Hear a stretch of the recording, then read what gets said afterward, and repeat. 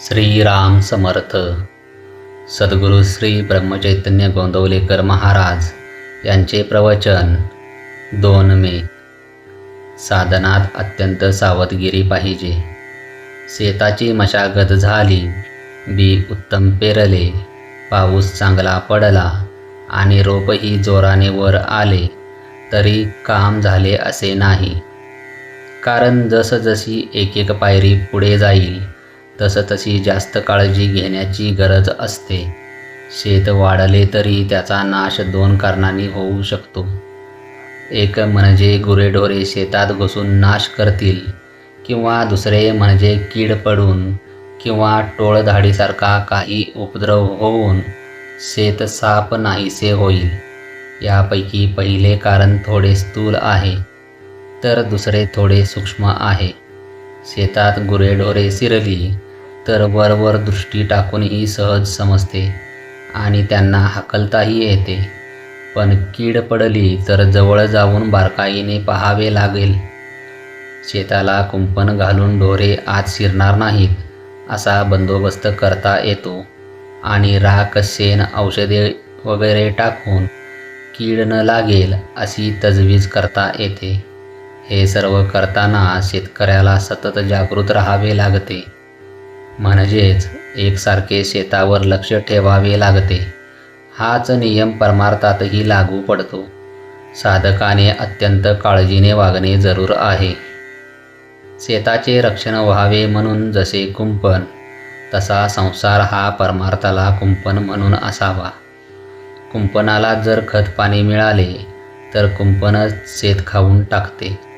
तसे न होईल इतक्या बेताने संसाराला खत पाणी घालावे.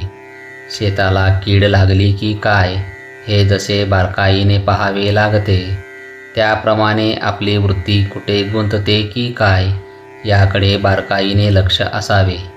अशा सावधगिरीने वागले तर पीक हातात येईपर्यंतचे काम झाले.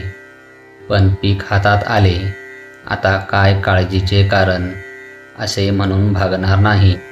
पीक हातात आले तरी त्याची झोडणी झाली पाहिजे. पुढे दाणे दास्तानात जपून ठेवले पाहिजेत, नाहीतर उंदीर घुशी धान्य फस्त करतील. नंतर पुढे जरूर लागेल तेव्हा ते कांडले पाहिजे. कांडताना सुद्धा दाणा फुटणार नाही इतक्या बेताने ते कांडले पाहिजे.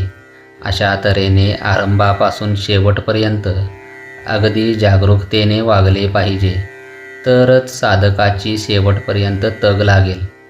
नाहीतर मध्येच निष्काळजीपणामुळे आणि सर्व काही हाती आले अशा भ्रमाने वागले तर प्रगती थांबेल. अशी उदाहरणे फार आढळतात. म्हणून अतिशय सावधगिरीने वागावे. जो साधक प्रपंचामध्ये असेल त्याला प्रपंची लोकांच्या संगतीत राहावे लागणार, पण त्याने फार सांभाळून राहायला पाहिजे. आपली वृत्ती केव्हा बदलेल याचा नेम नसतो. खरोखर परमार्थ ही कठीण शिकारच आहे. शिकार अशी मारली पाहिजे की आपल्या मीपणाला मारून आपण जिवंत राहिले पाहिजे आणि आपल्याला नको तेवढेच गळून पडले पाहिजे. जय जय रघुवीर समर्थ. आजचे बोधवाक्य: सावधानता ठेवून नाम घ्यावे. नामाची सतत धार धरावी, म्हणजे ते वृत्तीपर्यंत पोहोचते. श्रीराम समर्थ.